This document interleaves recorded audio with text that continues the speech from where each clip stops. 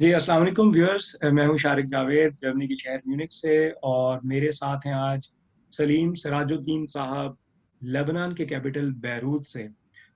और इनको हम खुशामदीद कहते हैं। पहले तो अस्सलाम वालेकुम सलीम साहब, कैसे हैं आप? वालेकुम अस्सलाम।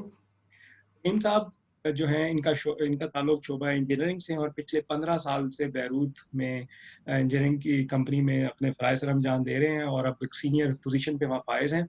हम इनसे जानना चाहेंगे बैरूत एक्सप्लोजन के हवाले से। हम पूरी दुनिया ने इस एक्सप्लोजन को हिला दिया। कोई कहता है कि धमाका हो गया एटमी, कोई कहता है कि गोदाम फट गया और कोई कह रहा है कि 2 लाख लोग बेघर हो गए। हम आपसे जानना चाहेंगे, एक मुल्क तो अमन की सूरत हाल थी वहाँ पे जंग नहीं चल रही थी। आप उस वक़्त क्या कर रहे थे? दिन का कौन-सा वक़्त था? और एकदम जो ये लग ऐसी फीलिंग्स क्या थी पहले? आप थोड़ा-सा इसके बारे में बयान कीजिए। बिल्कुल लाइफ नॉर्मल थी और हम एज अ रूटीन अपनी लाइफ गुजार रहे थे। और मैं रोज़ाना की तरह अपने ऑफिस से घर आया हूँ और शाम को 6 बजे मैं अक्सर अपनी बालकोनी में बैठकर चाय पीता हूँ। अच्छा। तो सेम रूटीन था, मैं चाय पी रहा था, कुछ शाम के 6 बजे थे तकरीबन, और मुझे ज़लज़ला महसूस हुआ कि ज़लज़ला आ रहा है। और ये ये सब कुछ कुछ सेकंड्स का गेम था। 60 सेकंड्स थे ये ऑलमोस्ट टोटल। और मुझे ऐसा महसूस हुआ पहले कि ये ज़लज़ला आ रहा है, और मैंने शोर मचाया अपने घर वालों को कि ज़ीने की तरफ चलें, हमारे जो स्टेयर्स हैं उसकी तरफ जाएं सारे। तो हमारे पास एक सर्वेंट भी थी और मेरी बच्ची और मेरी फैमिली अंदर थी। मैंने शोर मचाया कि ज़ीने की तरफ भागें, चूँकि ज़लज़ला आ रहा है। बस उसी उसी चीखने चिल्लाने में मुझे और अपने पड़ोसियों की और तमाम बिल्डिंग से भी आवाज़ें, चीख पुकार की आवाज़ें आनी शुरू हुई, और एकदम धमाका हुआ है। और उस धमाके से पहले एक एक स्मेल और एक वैक्यूम क्रिएट हुआ है, जिससे हमारे फर्नीचर थोड़े से हवा में चले गए, कोई 5 सेंटी के करीब। अच्छा। सारे फर्नीचर, जो सोफे थे, हमारी कुर्सियाँ थी, हमारा टेलीविज़न वगैरह, सब चीज़ ये कुछ थोड़ा सा ऊपर हवा में चला गया वो उस वैक्यूम क्रिएशन से, और फिर दोबारा नीचे गिर गया। और फिर एक वाइट कलर का और ऑरेंज कलर का स्मोक, दोनों स्मोक हमारे घर में दाखिल हुए, एक साइड से और दूसरी साइड से निकल गए। आप लोग और उस वक़्त धमाका, स्टेयरकेस की तरफ थे? खिड़कियों से तो दूर थे आप लोग। नहीं, मैं बालकोन में था, लेकिन स्टेयर केस की तरफ भाग रहा था, अपने अपनी स्टेयर्स की तरफ मैं भाग रहा था। तो ये धमाका हो गया, और धमाका इतना शदीद था कि हमारे हमारे एक तरफ के सारे शीशे टूट गए, हमारे किचन के, हमारे बाथरूम, हमारे दोनों कमरों के तमाम पूरे शीशे गिर गए। और बहुत ज़बरदस्त शीशे गिरने की आवाज़ें बाहर से, और हमारे एक सामने अपार्टमेंट में आग लग गई फ़ौरन, और लोगों ने एक इतराफ़ में भागना दौड़ना शुरू कर दिया। तो जब हम नीचे, मैं अपनी फैमिली को स्टेयर पे छोड़ के और मैं नीचे चला गया हूँ। और जब मैं नीचे पहुँचा हूँ तो लोग अफरा तफरी के आलम में, ख़वातीन, बच्चे ज़ख्मी हालत में। कुछ बच्चे बहुत ज़्यादा लहूलुहान थे, कुछ लोग ऐसे थे जो दुकानों पर, नीचे दुकानें हैं हमारे, तो दुकानों में शीशे के करीब बैठे थे। अब शीशे टूटे तो उनके सरों पे, गर्दन पे, हाथों पे गिरे हैं, तो जिससे उनकी गर्दन और हाथ ज़ख्मी हो गए, गर्दन ज़ख्मी हो गई। और एक क़यामत ख़ेज़ मंज़र था। मैं आपको बता नहीं सकता, मेरे पास अल्फाज नहीं है हुँ, कि हुँ। मैंने क्या महसूस किया है। इतना खौफ मैंने ज़िंदगी में कभी महसूस नहीं किया।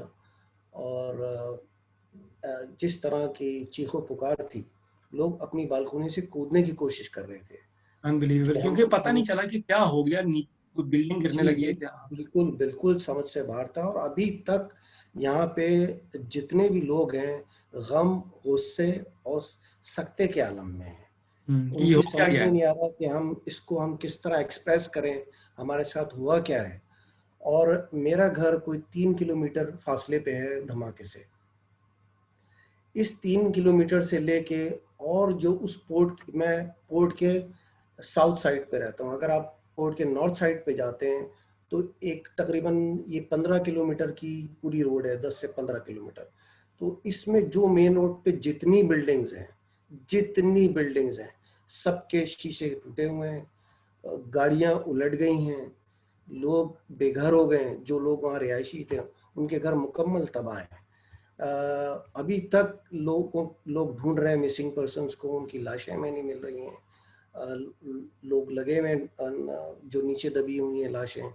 गाड़ियां तकरीबन 3-3 मीटर ऊपर उठी हैं और पलट गई हैं, जो पोर्ट के करीब थी, जो 1 किलोमीटर की रेंज में थी। और 1 किलोमीटर की रेंज में तो वो तबाही है कि मैं आपको बता नहीं सकता हूँ। अगर मेरे पास आप तस्वीरें देखें, पोर्ट की तो हालत बिल्कुल ख़त्म। पोर्ट तो है ही नहीं अब, पोर्ट तो बिल्कुल नहीं है।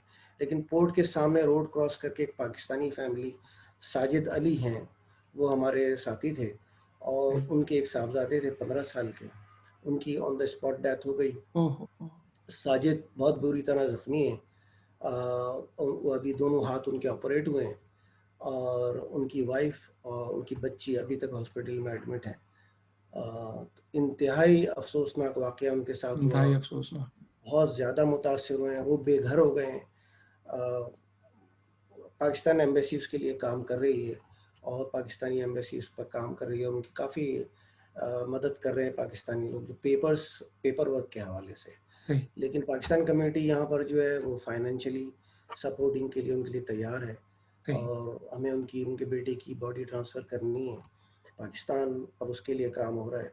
सही। तो इंतहाई अफसोसनाक हालत है। और कोई कम से कम आप यकीन करें कि 1 लाख जो लोग कह रहे हैं बेघर हो गए हैं, वो यकीनन 1 लाख लोग बेघर हो गए हैं। तो इसमें इनके कोई लिए, क्योंकि उन कंट्रीज में वेलफेयर का क्या सिस्टम है? लोग तो गम गुस्सा है और हुकूमत के खिलाफ भी गुस्से, तो हुकूमत कुछ कर रही है, सपोर्ट कर रही है कि बस कुछ नहीं कर रही? हुकूमत के पास करने के लिए कुछ नहीं, क्योंकि पिछले नवंबर अक्टूबर 2019 से जो था, यहाँ पर क्राइसिस होने शुरू हुए थे, फाइनेंशियल क्राइसिस, सही। जिससे ये कंट्री जो था, यहाँ एकदम डॉलर ऑलमोस्ट 85% जो है, यहाँ पे डॉलर की वैल्यू डिफरेंशियल आ गया यहाँ की करेंसी में और डॉलर्स की करेंसी में। ओके, तो तो वो उनकी फाइनेंशियली वैल्यू वैसे ही बहुत ज्यादा जो है ना, एक जी बुरी जी सिचुएशन थी। तो अब उन बेघर लोगों का क्या होगा? ये जो पिछली 2 रातें उन्होंने कहाँ गुजारी?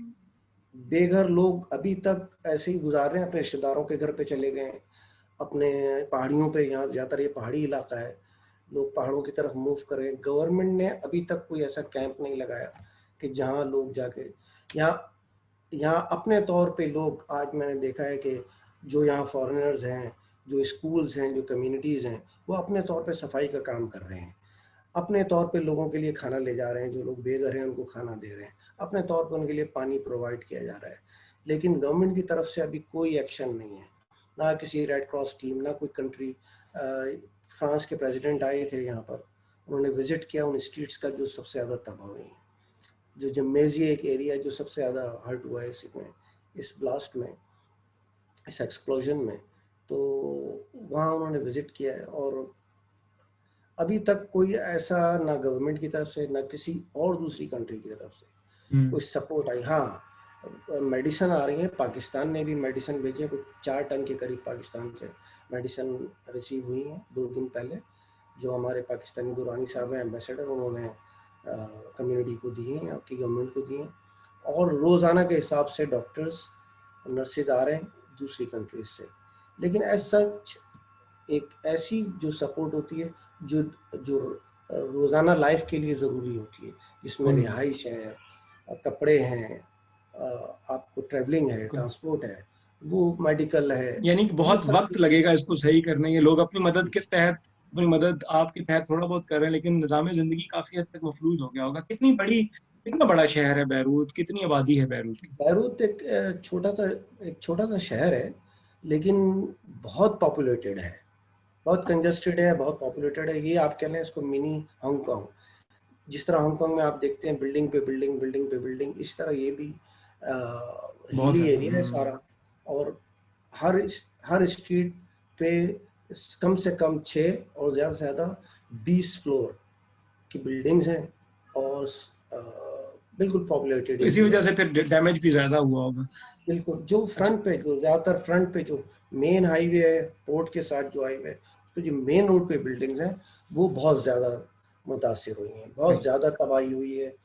मैं अभी वहाँ से घूम तक एक राउंड लगा कर आ रहा हूँ, और जो मैंने वहाँ हालत देखी है, मेरे पास अल्फाज नहीं है कि मैं बताऊँ। एक ऐसा लग रहा है कि कोई एटम बम यहाँ ब्लास्ट हुआ है, कोई एटम अल्लाह बम का माफ करे। धमाका है। अच्छा, मगर इसके जो बारे है, में आपकी क्या राय है? जो आम आवाम है वो कंफ्यूज्ड है कि ये रीजन क्या हुई इसकी? क्या सॉरी, कोई अभी तक किस वजह से ब्लास्ट हुआ है? ये गोदाम में हुआ? ये तो क्लियर हो गया है, और हम सब यही, एक एक ऐसा भी ग्रुप है जो मुख्तलिफ राय रखता है, लेकिन जो बेसिक है वो यही है कि 750 टन एमोनियम वो जो थी वो वहाँ पे मौजूद थी। कोई केमिकल था जो पोर्ट पे एक जगह रखा गया था और उसमें ब्लास्ट हो गया। अच्छा, अब उस ब्लास्ट से पहले क्या हुआ है कि कोई 10 मिनट तक आग लगी रही है, लेकिन वो आग जो है वो उसके बराबर वाले, जहाँ पे वो स्टोर था आपका केमिकल, उसके बराबर में आग लगी रही है। और सही। वहाँ कुछ इन्होंने फायरवर्क शायद रखा हुआ था, स्टोर किया हुआ था, वो फायरवर्क भी हुआ है वहाँ पे थोड़ा सा। ये अच्छा। 10 मिनट के बाद ब्लास्ट हुआ है, लेकिन उससे पहले टेम्परेचर चेंज हुआ है, और धुएं के कलर चेंज हुए हैं। पहले वाइट धुआं होता, फिर ऑरेंज हो गया, फिर उसके बाद ब्लास्ट हो गया। सही सही। लेकिन ये बात बहुत ज़रूरी है कि उस धमाके से पहले बिल्कुल ऐसा महसूस हुआ है कि ज़लज़ला आ रहा है, और सारी बिल्डिंगें हिली हैं, शीशे टूटने शुरू हो गए हैं, और लोगों ने भाग दौड़ शुरू कर दी। बिल्कुल, और ये ये पूरा, सोच के यकीन करें कि हम लोग भी काफ़ी परेशान, पूरी दुनिया के लोग, और यकजहती भी इज़हार कर रहे हैं। ज़ाहिर है कि पूरी इंसानियत की इसको याद रखेगी। एक बहुत बड़ा सानिया है और बहुत ज़्यादा लोगों को जी जी नुकसान हुआ, और जी, ख़ास तौर पे इसमें ये कोई आप शक लोग ही नहीं, महसूस कर सकते दुनिया हैं जो का वहाँ पे हैं। तीसरा बड़ा धमाका है ये। हुँ। बहुत शुक्रिया कि आपने वक़्त दिया, थोड़े हमें एहसासात के बारे में बताया, और आप कोई मैसेज उर्दू बोलने वालों को, इस और जो लोग वहाँ पे हैं, या क्या कोई मैसेज देना चाहेंगे इससे आपने अपने तजुर्बात के हिसाब से? बस मैंने यही महसूस किया कि इंसान की ज़िंदगी 1 सेकंड की है। 1 सेकंड में दुनिया, इंसान की पूरी ज़िंदगी चेंज हो जाती है। हमने अपने दोस्तों को देखा है, महसूस किया है कि विद इन अ सेकंड पूरा जो प्लान था वो फ्लॉप हो गया। तो इसलिए इंसान को बस अल्लाह को याद रखना चाहिए, बेशक। और हर वक्त अपनी और अपने साथियों की भलाई के लिए दुआ करनी बिल्कुल, चाहिए। बिल्कुल ऐसा ही है। पहले इस साल ये कोरोना की आमद ने भी पूरी दुनिया को काफ़ी हद तक मफ़लूज कर दिया, और अब विदिन सेकंड सब चेंज हो गया। जी बिल्कुल। जी, बहुत शुक्रिया कि आपने हमें वक़्त दिया। आपके हम शुक्रगुज़ार हैं, और हम खुश भी हैं कि आप बिल्कुल ठीक-ठाक हैं, और उम्मीद करते हैं कि आहिस्ता-आहिस्ता ये वापस जो है, जो निज़ाम ज़िंदगी वहाँ रुक गया है, वो वापस नॉर्मल सी की तरफ जाएगा। आपका बहुत-बहुत शुक्रिया कि आपने वक़्त दिया। बहुत शुक्रिया। बहुत शुक्रिया, बहुत शुक्रिया।